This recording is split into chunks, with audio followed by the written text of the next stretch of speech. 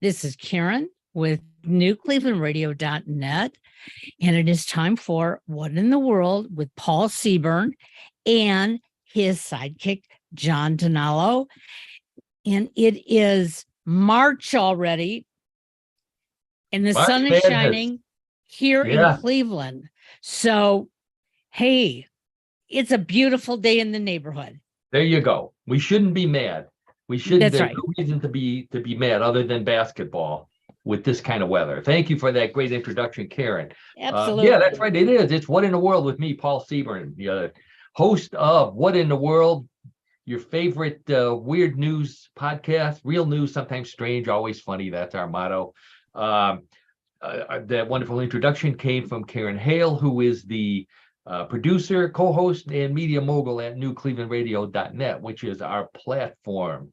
And also on the screen somewhere or in your ear is John DiNalo, co-host and host of What in the World of Sports with John DiNalo. Hi, John.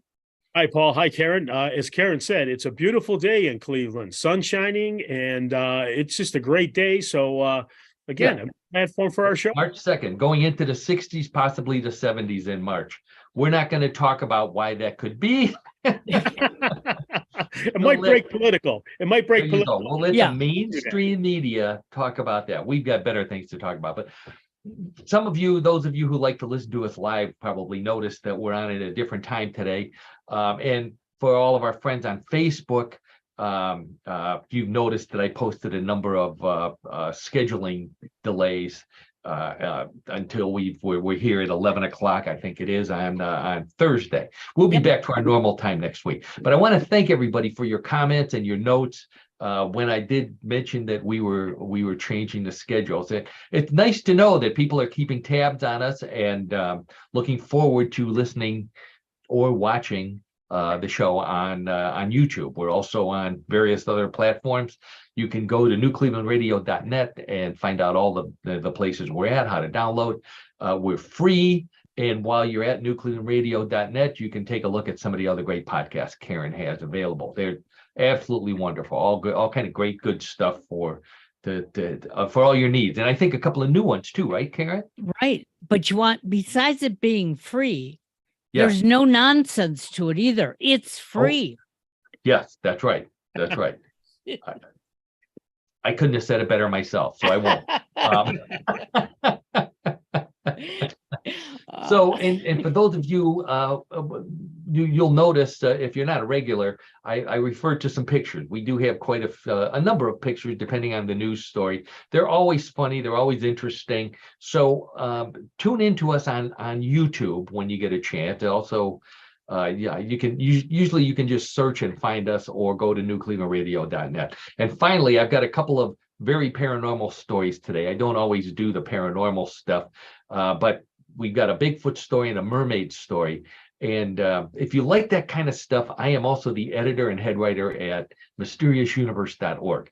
And I talk about all that kind of stuff. I'm working on a story right now about a sea monster that the Vikings talked about that was the size of an island. And it turns out that it still exists. So we may talk about that next week if the story gets some good play. So we'll find out. But anyway, I mentioned Bigfoot. I've got two Bigfoot stories today. One and some photos for John, who I know he likes that. Some footprints. We've got a mermaid story today from Japan. This is a very interesting story about a real mummified mermaid that actually went under DNA analysis. So we'll find out what they found. The world's oldest clam. John, are you a clam chowder fan? No, I am, and so is my wife. We really enjoy seafood, and you could put Manhattan clam chowder or New England clam chowder in front of us, and we're pretty much gonna have it. It's we enjoy our seafood. Yeah. Well, maybe this is a warning, because this is about the world's oldest clam. I don't think you want to eat this one. We've got some cool 50th anniversaries. 1973 was a big year for a couple of things, and I'm going to talk about those. Technological is one, and music is the other. You know how much we love music.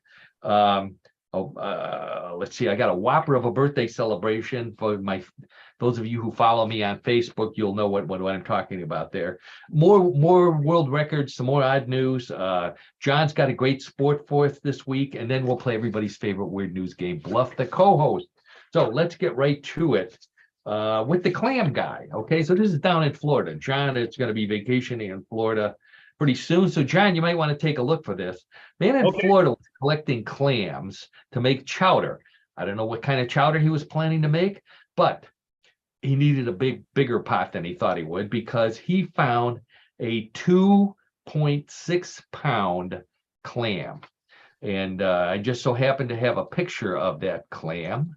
Let's see what it looks like. There we go. I know that they put the camera right up to the clam, so it looks enormous.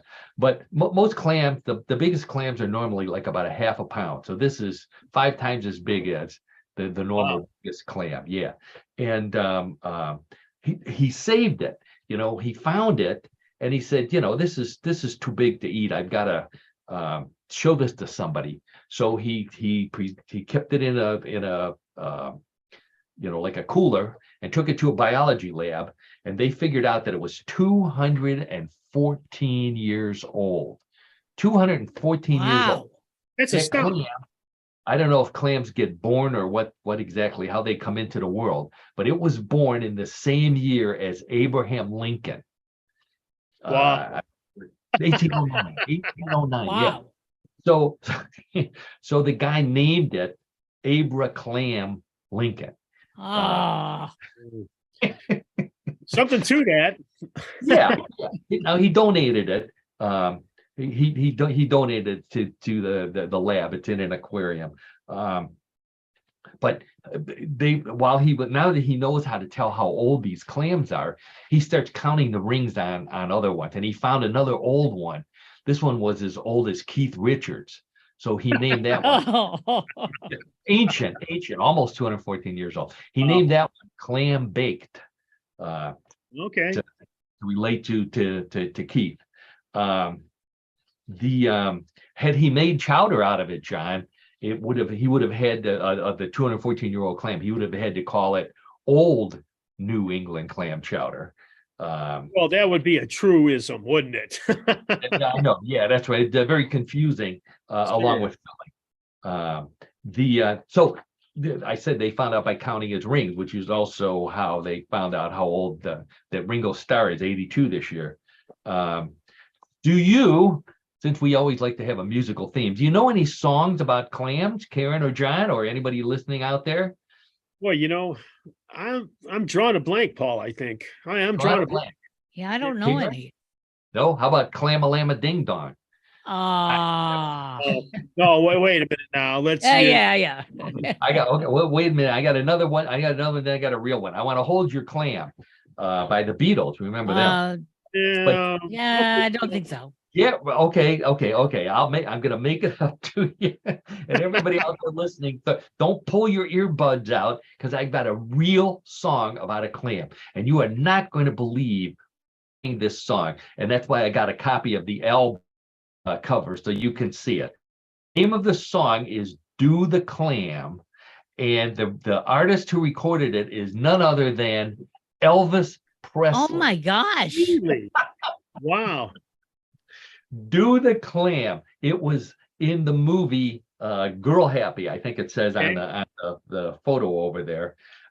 It was a beach scene. It's the funniest thing. Look it up. He's on a beach with his band, and he starts singing, "Everybody do the clam." I got some words for it. The words are hilarious. And all of a sudden, all the kids start coming out of from behind the bushes on the beach, and they're singing and playing the bongo. So here, the lyrics are precious. "Hey, everybody, gather round, listen to that bongo sound, grab the first one in your reach. Now we're gonna shake the beach." So far, so good. So far, so good. Yeah. Do the clam. Grab your barefoot baby by the hand. Turn and tease, hug and squeeze.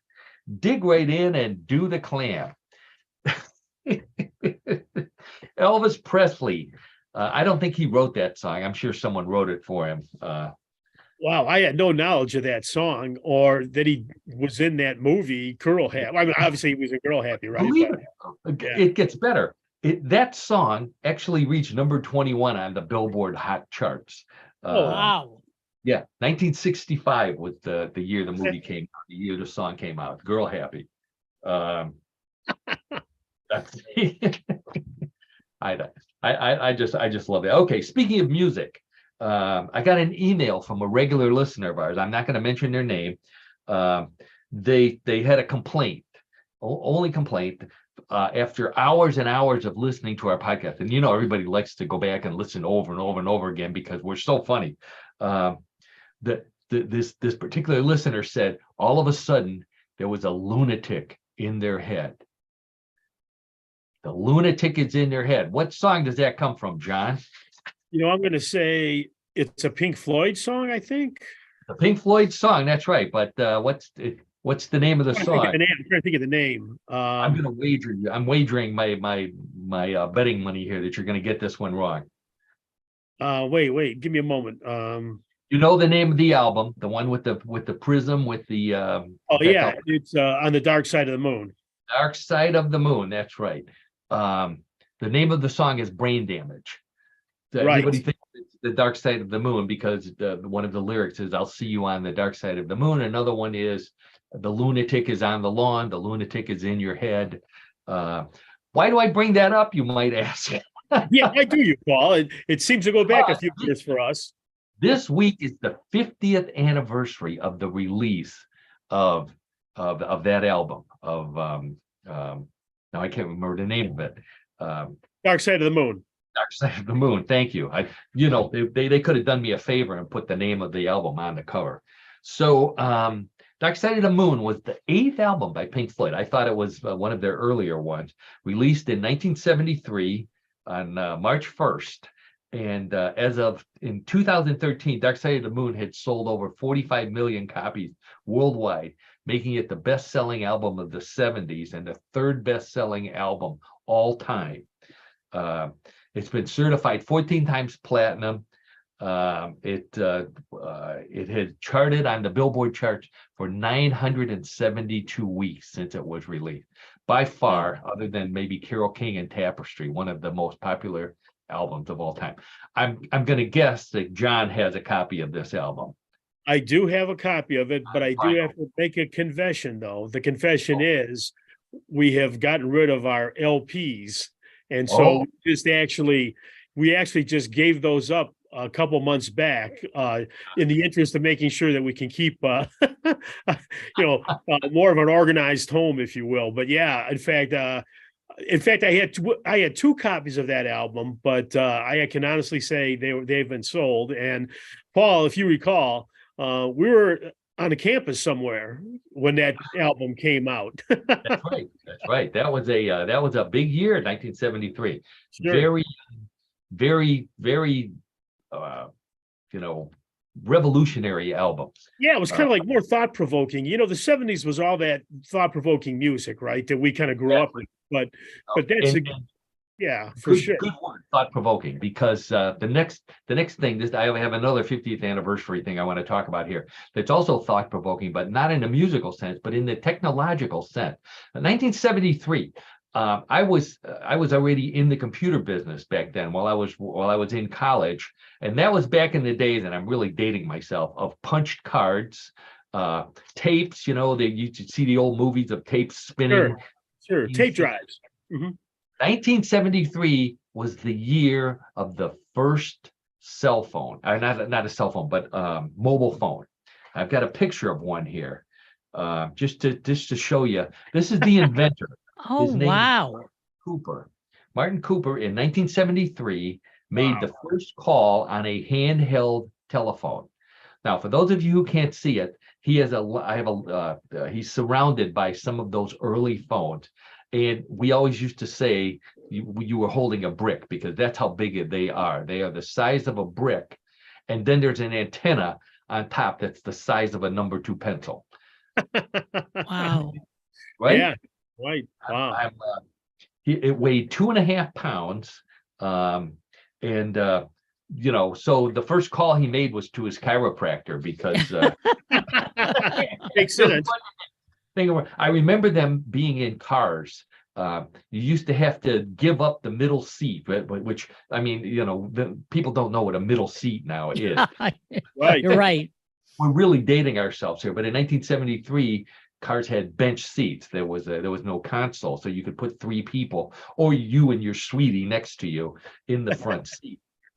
Unless you had these phones, and then you had this big suitcase with the phone inside of it, and cables and all kind of stuff. It was unbelievable. We should have them now, because people would do less texting if they had to hold a 2.5-pound brick in their arm and say LOL and you get tired of doing that. Or we'd be in great shape. We'd all have bulging biceps like Arnold Schwarzenegger. This phone was 11 inches long, almost a foot long, which means it wasn't a flip phone. It was more of a flip-flop phone, being a foot long. Sorry about that. But speaking of foot-long phones, Maxwell Smart also had a foot-long phone. The reason being, it was in his shoe. Yep. I remember those episodes very well, Paul. That was in fact, they made a movie or two, I think, out of it, right? That was in the 60s. That's Yes. right. Right. And he had to take the sole off and the heel in order, I think the heel folded down, and he had to take the sole off in order to dial the phone. These phones, if you can't see them, these at least have push buttons. Poor Maxwell Smart had a dial on the phone in his shoe, which is why he was called 86, because it gave him 86 blisters by the end of the There we go. Very good. Very good. Oh. So now this is 50-year-old technology we're looking at. We are now going to switch to the most modern phone you will ever see. This phone just came out. It comes from China, and I'll put the picture up here while I describe it. It is a remote kissing device that allows you, 2 people with cell phones, to exchange kisses with each other around the world. Attached to each cell phone is some sort of flexible mouth, very lifelike, wouldn't you say? And the couple, one person on one side does the kissing, and the person on the other side does the receiving. All Bluetooth technology, all state of the art, available right now. If Alexander Graham Bell and Mr. Watson were alive today, and Alexander Graham Bell pulled this out, Mr. Watson would say, "I quit." No, I think you're right. I think you're right about that, Paul. Wow.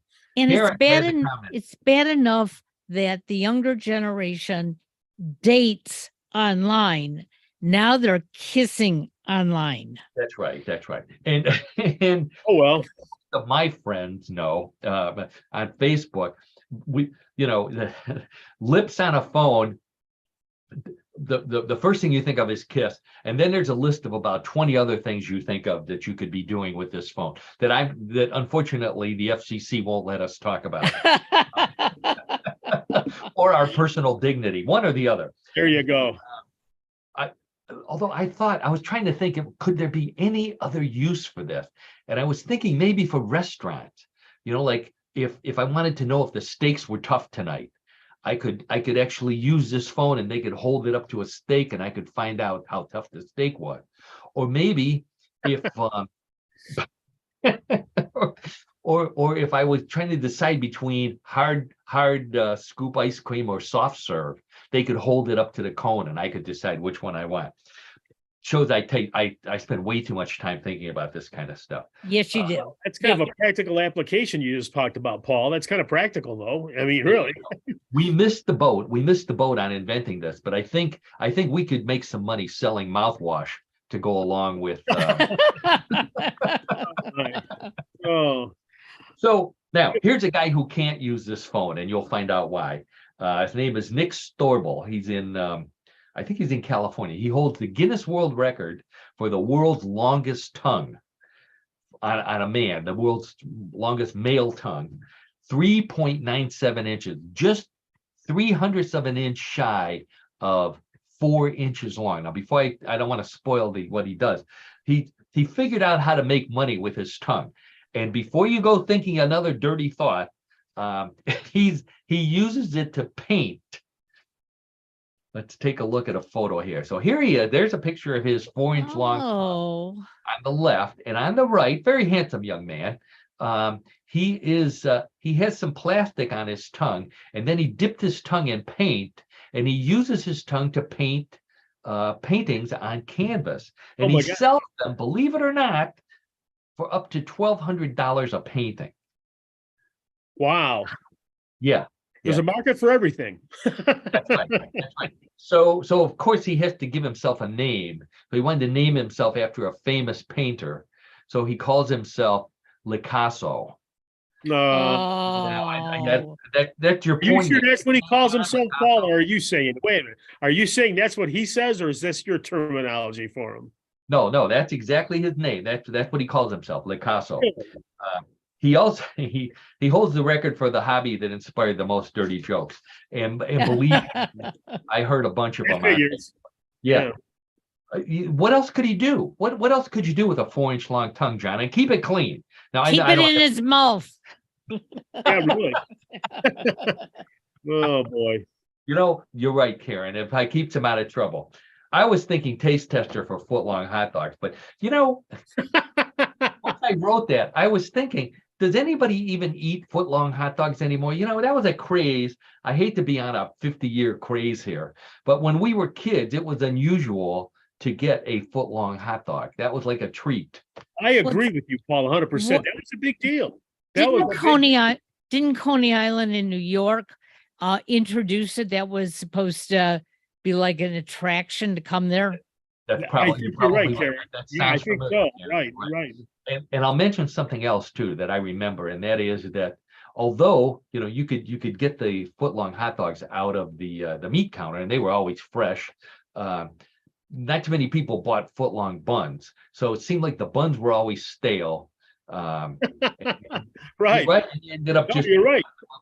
Cutting them up and eating them. So my last thought on this guy, he should be hired by dentists to train their dental hygienists, because I can't think of any worse scenario for a dental hygienist than dealing with a guy with a 4-inch tongue in his mouth. Yeah, no kidding. Wow. How do you move that around? Yeah. Oh boy. Okay. We got an animal story. I'm going to take this guy down so we don't have to look at him here. So this story comes from New Mexico, but it's about a llama, and the llamas are not native to New Mexico. This was a llama in one of those safari type parks, and this llama is the oldest living llama. Holds now the new Guinness World Record, 27 years old, 27-year-old llama, which is I think probably about 10 years older than they live in the wild. And this is true. This is not one of my silly jokes. The llama's name is Dalai Lama. And they put it on a TV show, and they interviewed the llama, and they asked, "What's your secret to living such a long life?" And in a real gravelly voice, the llama says, "I smoke cigarettes, Camels." So, well, yeah, Camels every day that the llama smokes. And of course, they asked the llama what his favorite song was, and told me tonight. You who want to look that one up. Okay, another musical animal for you. This one comes from England. Free-range Highland cows. They're really pretty-looking cows. They have bangs. They've been released in Alice Tree Park, which is in Derby City, and so that they can run wild in the park, but they have to keep them under control. So the owners put like a collar on them, a musical collar. And the collar would play music when it got too close to the edge of the park. So what kind of music would cows listen to, John and Karen? Any ideas? No. I'm trying to blank. Okay, I'll give you an easy one. Woolly Bully. Oh, yeah. Dan the Sham and the Pharaohs. Black Cow, which was Steely Dan. Steely Dan, there you go. And then, of course, a new version of the Buddy Holly classic, "Cat'll Be the Day." Also, that's not too bad. Wait a minute, I'm going to yeah. give you some praise on that one, Paul. That's not too bad. Okay. Oh, good. All right. So now that you egged me on, how about anything by Chuck Berry? Now, Or that's a reach. I'm sorry. how about anything by Johnny Cash? That's No? all right. That's How kind of all about Veal Diamond? right. Veal Diamond. So, all right.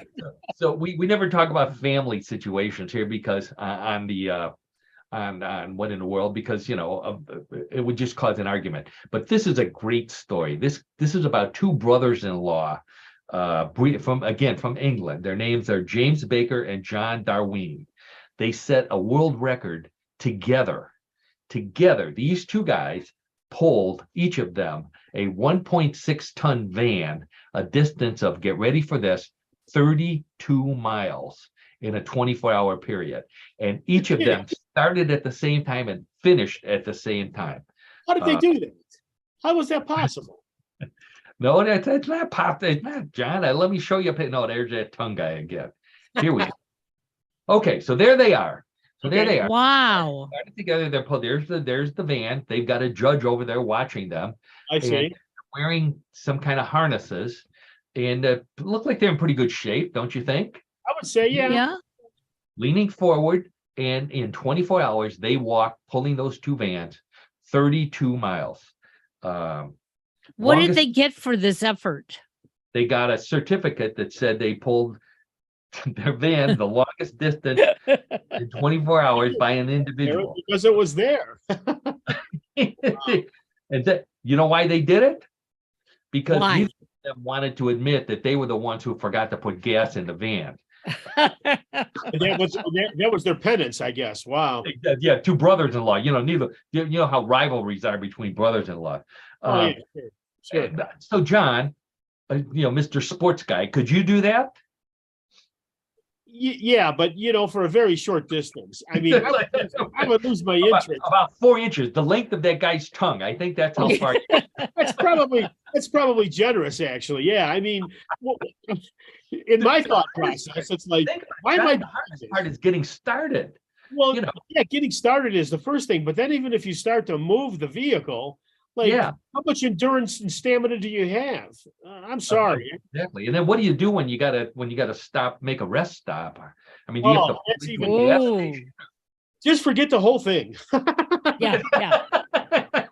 We can't. I got two more jokes. All right, go ahead. Whoa. Unbelievable. I get worn out pulling pork for a barbecue. So I'm not gonna pull it. And what were their wives doing? The two of these guys are married to sisters. You know what their wives do? Their wives were pulling too. They were pulling out the drawer looking for the life insurance policies because. Oh, I see. There's always something involved with money. I can see that. You better believe it. I know the lovely Donna would not be interested in me doing something like this. Yeah. Okay, so we're talking about strength here. As strong as those guys are, they're not as strong as insects. We've talked about. If an insect were human size, how strong they would be. And this is an example of it. This is a relative of a cicada. It's called a glassy winged sharpshooter. And you'll find out why they're called sharpshooters in a second. So they're about a half-inch long, and they feed on sap, which is very thick. So what happens is it gives them really thick urine. And that's exactly what this cicada is doing right here. But instead of a stream coming out, because the sap is so thick, it forms a hard ball at the end where it comes out, and they use their butts then to catapult this ball. I'm not sure why, if they're trying to knock other little flies out of the air or what.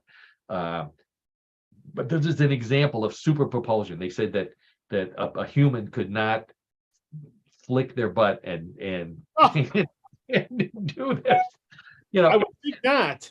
This is one of those scientific studies that we just can't believe. So I mean, if you see it before, never saw a picture of that insect or never heard anything about it. That's kind of interesting. I know. Well, I can't pronounce the the scientific name for the insect, but they call them pea flickers, which I believe was a Tennessee Ernie Ford song too. Oh, Paul, you're really rolling today. All right. Wait, John, I don't know.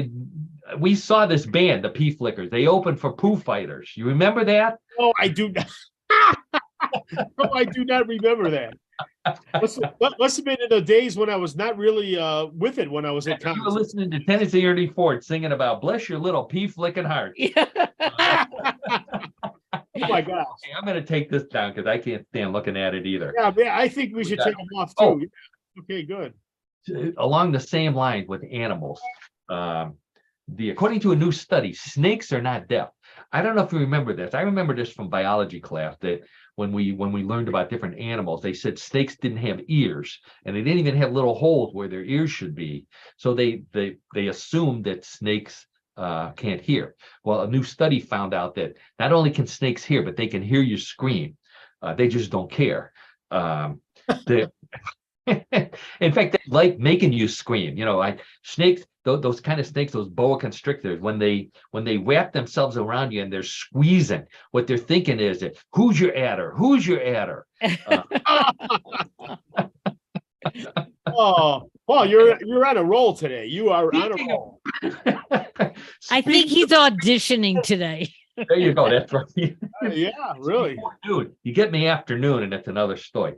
Speaking of screaming snakes, John, we saw screaming snakes open for the Turtles back in the 1970s. I'm convinced. Now we saw the Turtles, but I don't remember the Screaming Don't Snakes. remember Screaming Snake, the opening band?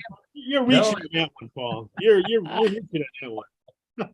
Okay, so this is one from Facebook here.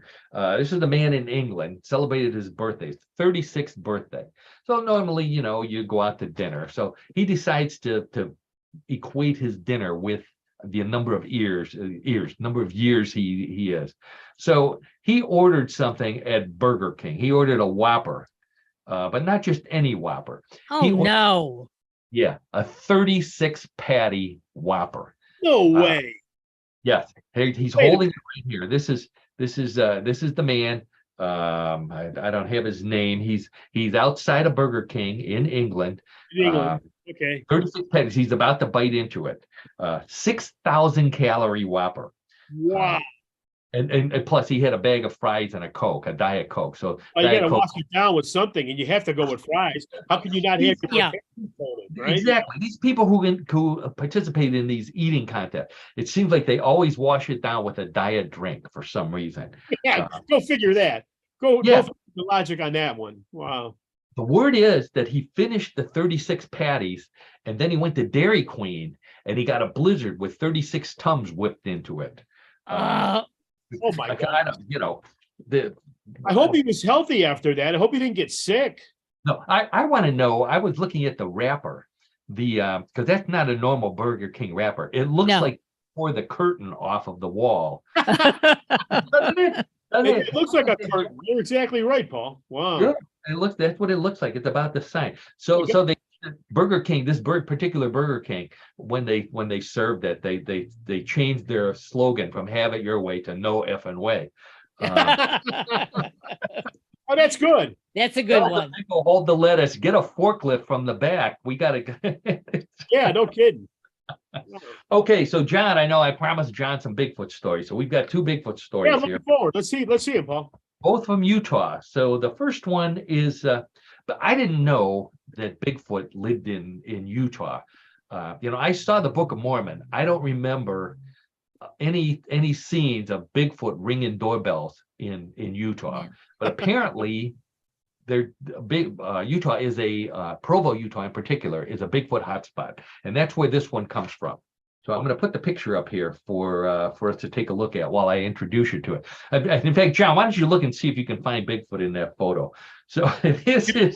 You remember that you did send that to me before our show, so I do recall that, as of course it always is, the view is distant of the Bigfoot, and of course it is not a sharp or clear picture. Oh, don't worry, I have a magnified one for you. Okay, good. Yeah, let's improve this somehow. So this is at the top of a mountain. This came from the Rocky Mountain Sasquatch Organization, taken February 8th, so just a couple weeks ago. Right. This was at approximately 9,560 feet on Francis Peak, and that Bigfoot was very near the peak, walking through deep snow. The witness took a picture of it. Actually, it's a video. If you Google it, you'll see the video.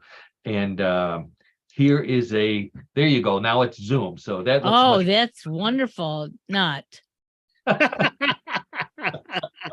clear as mud, Paul. It's clear as Yeah, mud. He has a shadow. Okay. I will say this much, that it's not a fake because there is a shadow. Now it could be a tree, of course, but and I sent this to John beforehand, so he can't argue with me on this. That something was walking across the screen, across that mountain, was it not? I agree, Paul. Yes, I do agree. Karen and the audience, I do agree that something was moving, but as to if it was really a Bigfoot or Sasquatch, I'm not But you know, convinced. I only see 2 footprints. Oh, wait a minute, that comes next. Oh, Oh. where are the footprints you see? Because you've got much better vision than I do, Karen. If you can For see, me, for that matter, I Well, don't see up at the top of the screen, no, it looks like there could be 2 footprints. Karen, get a tissue and wipe your screen. I think there's Oh my gosh. All right. Okay. here. I've got some footprints for you. So anyway, so this occurred in early February. The Rocky Mountain Sasquatch guy said that he thought it was an amazing video, and they see a lot of these videos. So someone else saw it. They posted it on the site, and someone who lives in this area, who has a drone with a camera, went to this location and flew the drone allegedly over this spot. And this is what they saw. So now there's a very clear image of a row of what he said are large footprints walking through the snow in what he said was the same peak as that Bigfoot was seen. So John, I don't have a magnification of that. What do you think about those? Well, we talked about this a little bit before too, Paul, because I did see this one as well. It appears to me that a creature or someone made those footprints. But again, it's all speculation.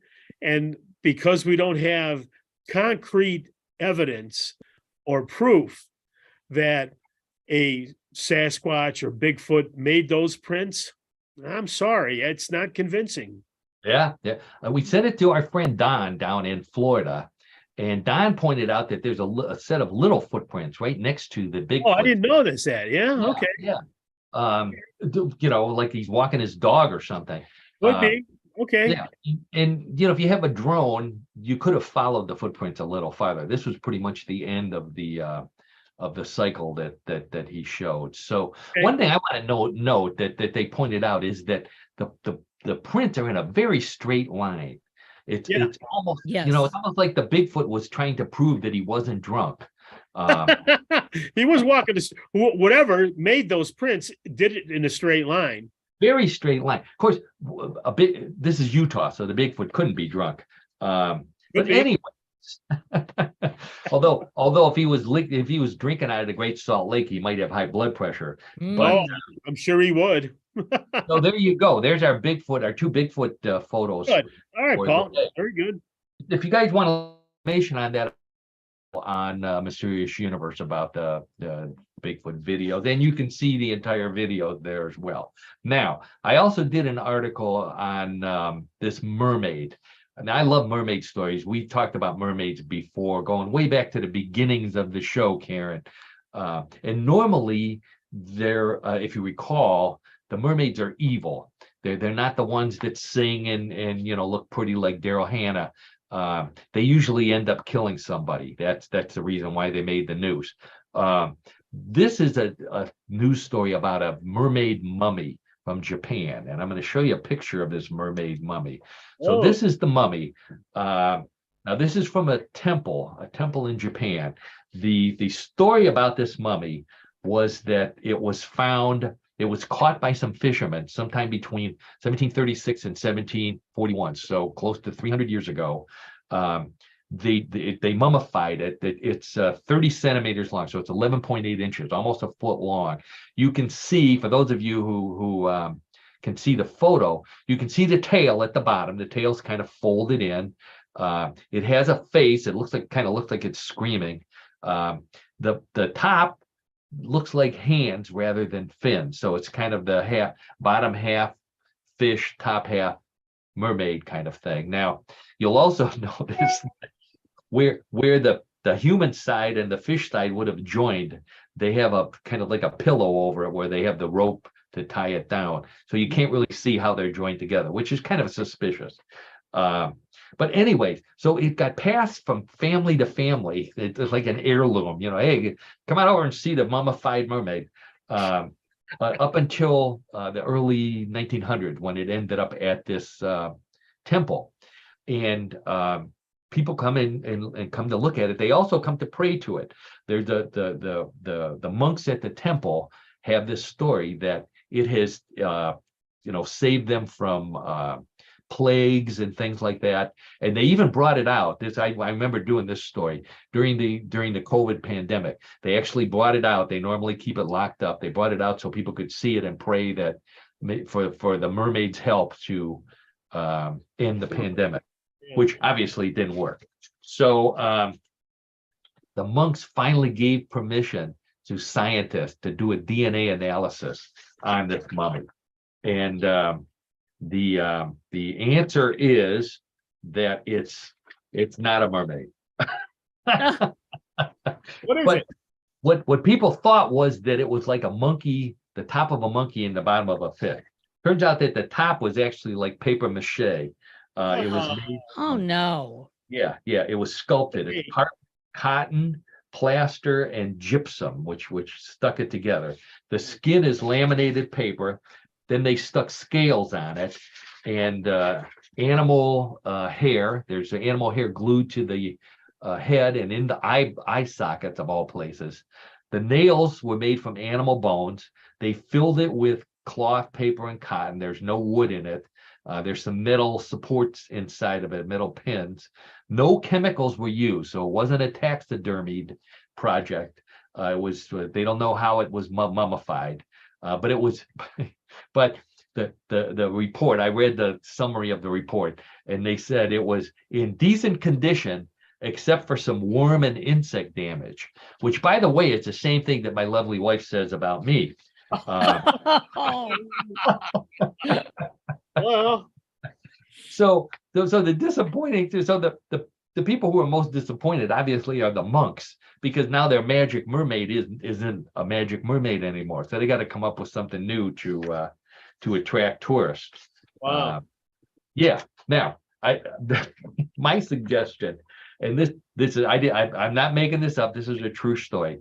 I heard this in Colorado. There's a couple of bars. There's one in Alaska, and I think there's one in Colorado that serves a severed toe cocktail, and basically or a pickled toe cocktail. Basically, the legend is that one of the bar owners or some patron got into a fight and lost their toe, so they pickled it and they put it in a jar. And one night, there was a big bar bet, and somebody says, "Hey, I bet you wouldn't drink a beer with a pickle in it, with the pickled toe in it." And of course, it's a bar, so they did. And since then, you could actually order the pickled toe cocktail at bars. Yeah, and the rule was that you could drink it as slowly or as fast as you want, but at some point the toe had to touch your lips. No, thank you. No thanks. No thanks. It's a fun fact to know, Paul. That's about it. There you go. So in 2013, the one in Anchorage, Alaska, somebody swallowed the toe. He got so excited about it that he swallowed the toe, and they ran him out of town because it killed the town's attraction and the bar's attraction. But apparently they must have forgiven him. So Maybe he's anyway, back. Maybe he's back. I think we're gonna call it the day on the weird news stories. I'll tell you, I want to show this picture. and then we'll move on to sports with John. So, because this is kind of sportish here. So this comes from Sweden. So the Swedish fashion company that makes fashion for motorcycle riders, it's called Mocycle. They've developed a pair of jeans. They cost $500, but it's worth it because here's a photo of them. There's the mummy. So you can see she's a foot long. She'd fit in the bun. Yeah, really, exactly. So here's the jeans. Now, the jeans on the left are normal. The jeans on the right are inflated. These are for motorcycle rider. There's a gauge on the jeans somehow that if the pants start to feel that you're falling off the motorcycle, there's a carbon dioxide canister in the pants, and they immediately inflate. So you can see this in this photo. The inflated jeans, the thighs are the size of Arnold Schwarzenegger's thighs, and the butt, to protect the motorcycle riders, most valuable parts, I guess, other than their head, from damage when they fall off the bike. So it's like having an airbag. So it's like having an airbag in your pants. Right. Wow. Yeah, which I might feel pretty good. I don't know. I think I can't imagine a Hell's Angel wearing these unless they went. It just wouldn't go. It just Paul and Karen and the audience, it just wouldn't go. Obviously, no. Although it would be great for picking a fight. What'd you say about my pants? Something. Yeah. Oh yeah. And I think they could charge even more if the pants would make a farting sound when they were inflating. I think. Oh my Lord. That would do it. Anyway, that's a good. Now we got a good place to end up here with the inflatable pants. Okay. Only what in the world do you hear about inflatable pants? And strange sports, which is our lead into John DiNalo and what in the world of sports. So every week, my old buddy John, we go back well over 50 years to our college days. He was a sports nut back then. He's a sports nut today. Knows all kind of stuff about sports. So I always ask him, John, come up with a weird sport for what in the world of sports. And every week he does. I ask him to find some sports that we could participate in, and more often than not, we would run in the opposite direction. But not this time. That's right, Paul. That's right. So, John, why don't you explain our sport while I line up your photos for you? Oh, thanks for the introduction, Paul. Will do for sure. So it's March, and as we all know, March is the month for college basketball, March Madness. That's right. It's also a month where professional sport of basketball, men and women, are being played. And what is interesting is I uncovered a sport that is a type of basketball, but it's walking basketball. Walking basketball. Yeah. Okay. Now, let me clarify this. I'm not talking about the rule violation of walking or traveling, when someone is trying to dribble the ball. Right. But it's an actual organized sport. And as we all know on this show, it is no surprise to what in the world sports fans that this unusual sport got its start in England. Oh, of course. Now, walking basketball delivers a walking paced version of the Fast and Furious game that we all are used to. Okay. Good news about walking basketball is that it is suitable for everyone, irrespective of their gender, their age, their size, their abilities, or impairments. Oh, wow. So we have some senior citizens here in this photo, but they look like they're just dribbling. So tell us more about what. Sure. So anyways, so how it originated? It originates in England in 2013. And now, fast forward, the sport finds itself with several groups of organized teams throughout England, Australia, and has attracted interest from also Scotland, Wales, and America. Wow. Oh, of course. Good. Now, the person who was credited with forming this game is a gent by the name of Mike Bushell. Bushell had the support of the BBC Ooh. and introduced the sport in an arena named Guildford Spectrum in England. The video went viral, walking viral, so to speak, and the rest is history. Yeah, Now, that's so- fast, right? right, but there is some humor here. Walking basketball is run and administered in England by a group of individuals called the Starting Five. Oh, okay. Yeah, and of course, typically basketball teams are comprised of 5 players. Right, And right.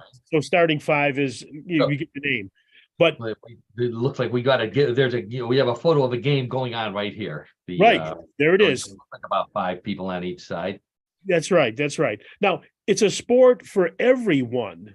So, unlike our usual sport week to week that we cannot participate in, we can participate in this sport if we choose.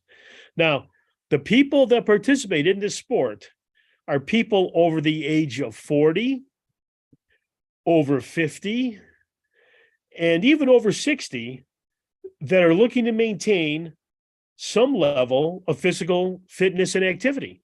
Okay, yeah. Okay, there's another group of people. It's co-ed too. Yeah, it looks Well, like it is co-ed, yes. yeah, There's different another group size of people, different age groups, all playing together, all walking around the court That's exactly right. Now, and shooting. there's also a group of people that can play that need to lose weight. Okay, Yeah, so you can be out there. Also, mothers who are getting into shape after pregnancy. So, Oh, there you go. Yeah, I don't know if you'd want to play, if you want to be walking down the court with what looks like a basketball under your shirt while you're playing basketball. Oh, I don't think that would go. I don't think that would go, Paul. And then there's another group of people actually that can benefit from this. And these are people that are participating after having surgery or having rehabilitation, for Yeah, like some knee type of surgery. impairment Sure, or yeah, some that'd be type perfect, of physical challenge. Now, usually the competition is an hour in duration, and the sessions are actually led by a certified coach. So there is a coach that oversees this activity. He's not a referee, he's a coach, actually. Okay. And you'll have these various steps in the competition. The first is there's a warm-up period. Then there's the actual skill session, which can take different shapes, shooting shots from different parts of the court and different types of shots taken and what have you. And then Sure. after that, then there's a warm down. So there's an actual process that's in place here with this Sounds like sport. practice, yeah. Yeah, right. Now, so walking basketball games are 30 minutes in length Okay. with normal basketball rules. Yeah. Except there's no running. No running. There's Okay. no running. And on top of it, there's no scorekeeping. Oh, well, that's no fun. Well, now, wait a second. In other words, there is no running a betting line also. oh, Now, wait a second. In its purest form, walking basketball is true human competition. Think of that. okay. Okay. All right. Now, walking basketball currently is growing in popularity throughout the United Kingdom and Australia, as I mentioned. It's only a matter of time before it gets bigger in the US. Yeah. And of course, if that happens, we're going to have scoring because that's what Americans Of course. do. We're Sure. always keeping score. What you have to yell USA. Why would you yell USA, USA if nobody was scoring? Well, So- you got to be measured somehow, right? Everybody wants to be successful. Everybody wants to be, again, scoring, so to speak. Okay. These guys flood down here. I want to point out before John goes any further. There are videos of this game on the internet, and if you're interested, that you can do a fast walk. You can also jump. So jumping is allowed. It's just running that's not allowed. That is correct. That is right, Paul. Yes. So. Okay. And in Okay, closing, so it's in the United States. Good idea. I think so like a sport for us. you may have heard it here first on What in the World Oh. about this sport. Just kind of remember where it came from. And in closing, LeBron James, if you are watching or if you're listening, Oh, While you're rehabbing your injured foot, you are welcome to join our walking basketball team. ooh, Absolutely. right. The What in the World Walking Basketball Team, WIT. And I don't think that he would hurt a bunch of himself. I letters. mean, Yeah. well, it fits the purpose or serves the purpose of a group of people or a person that is Sure. rehabbing, right? It's rehabbing. So, Oh, Right. yeah. Come on back. We take him on. He might have to start out at second string, but yeah, right. I mean, I don't think, yeah, I mean, you have to earn your stripes, Even LeBron James has to learn his stripes. That's right. Exactly. Yeah. Oh, very good. All right, walking basketball. What a great sport, John. Thank you so much for that. Thank you. You're You know, welcome. I thought I had never heard of that, but and really I hadn't. But back in our college days, John, I think you may remember we tried to come up with some different versions of basketball. Just because We came up with a lot of versions of a lot of different things then, but yeah, go ahead. yeah, we did. That's right. We got worn out, so we wanted to take it easy. So I found a couple of photos of the different kinds of basketball that we came up with that never made it. One of them was this one here, piggyback basketball, where one player got to rest while the other one carried him around. That didn't really catch on. That's a lot of effort, if I remember. Yeah. So then we came up with this one for guys who couldn't dunk, and that was ladder basketball. John appreciated this one. I'm not sure that John could slam dunk. So no, in fact, that'd be probably the one way I can get my arms over the hoop. there you go. That's right. The hardest part here was moving the ladder back and forth, up and down. That wore us out. That's right, So, Paul.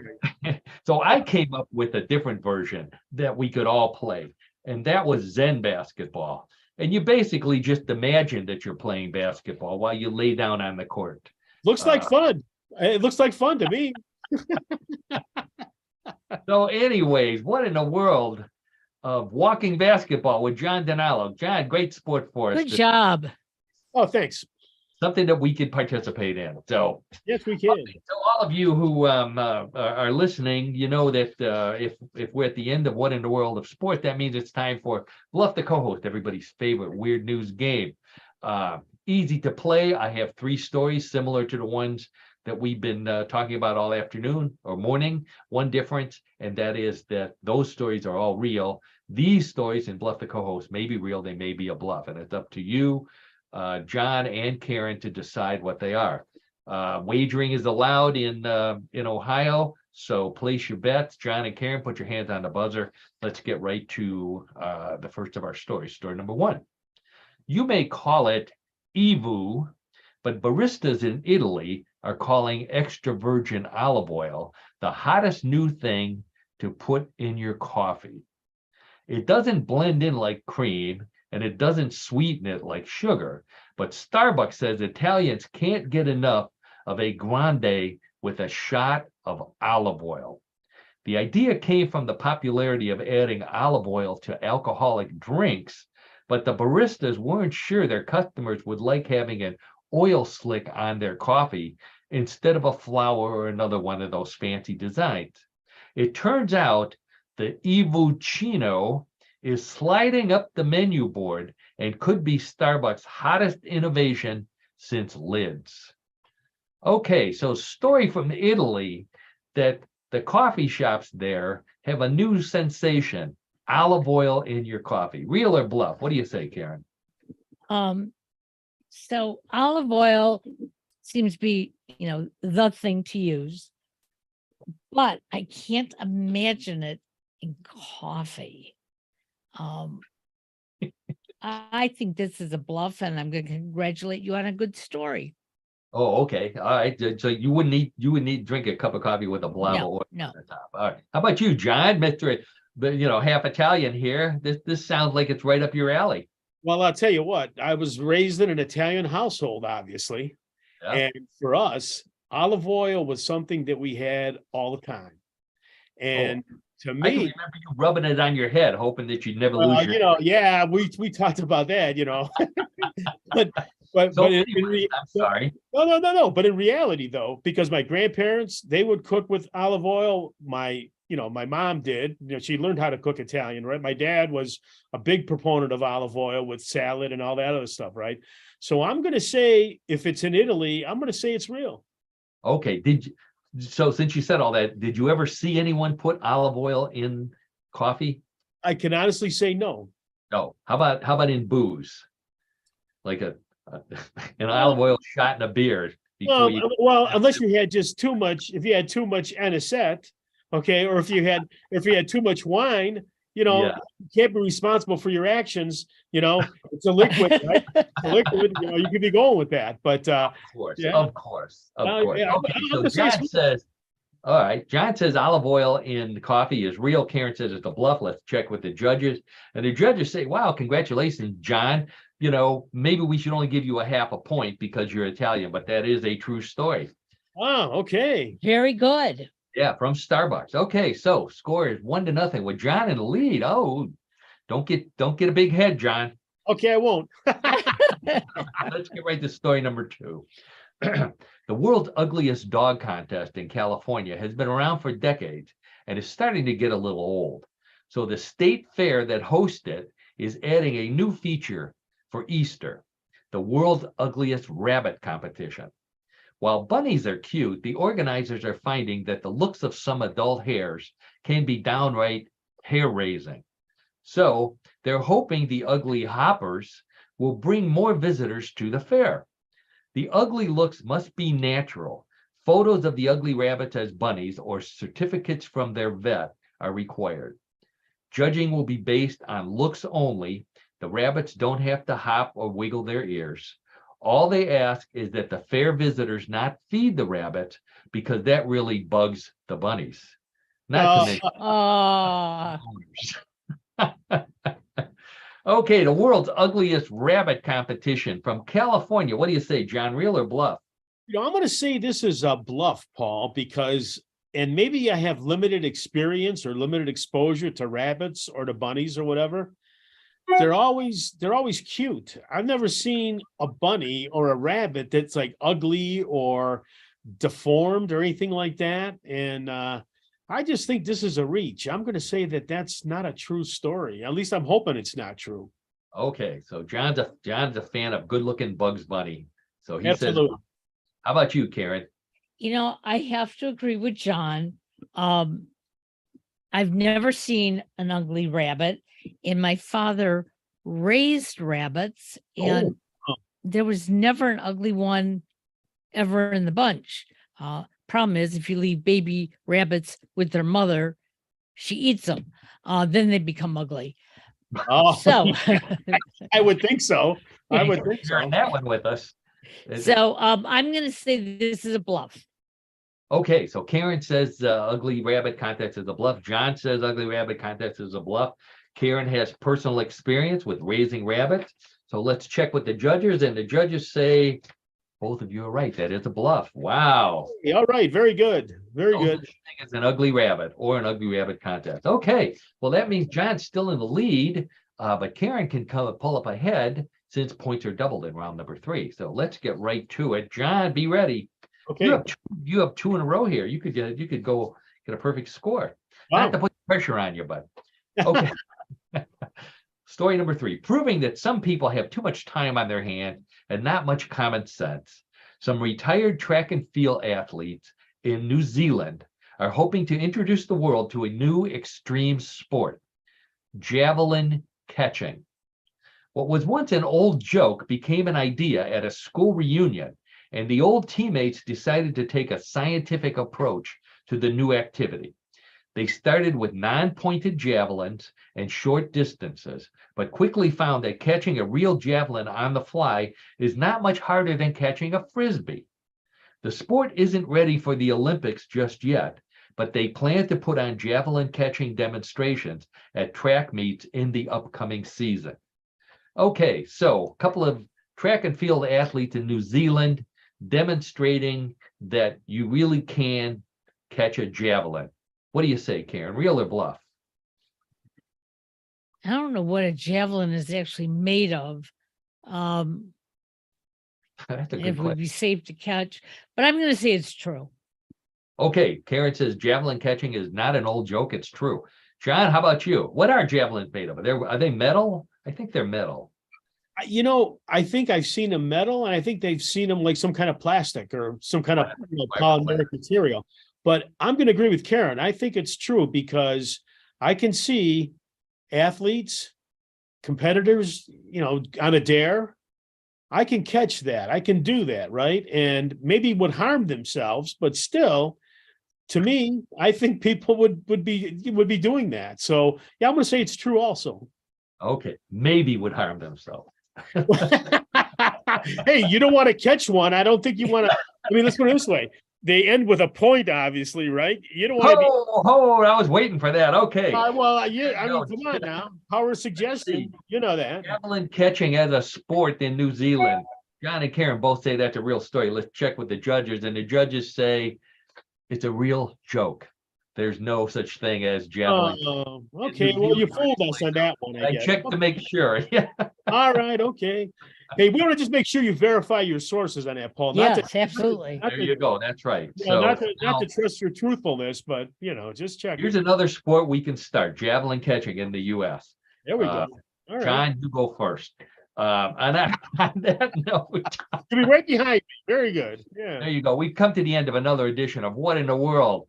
With me, Paul Seaburn, your host. I want to thank everybody out there for tuning in, whether you're listening live, listening to us in the future, watching us on YouTube, however it is you are participating. We want to thank you for doing that. You're the reason why we do the show. I want to thank especially a lot of people who contacted me this week because we had the delay in the schedule. So it's really cool, and we do appreciate you letting us know that you're out there and you're fans of the show. As always, I'll thank my co-host and producer, Karen Hale. Thanks so much, Karen, for everything you do for us. Go visit newclevelandradio.net, find out how to download us and also all the other great podcasts that Karen had. And as always, last but not least, my good friend, John DiNalo. John, thanks again for a great sport, for all your trivia info, and for being a good guy and being here with us every week. So we will see you again next week, right? Oh, for sure. Thanks, Paul and Karen, and everyone have a good weekend. That's right. We will be back on Tuesday next week. So mark your calendar, but don't use ink just in case.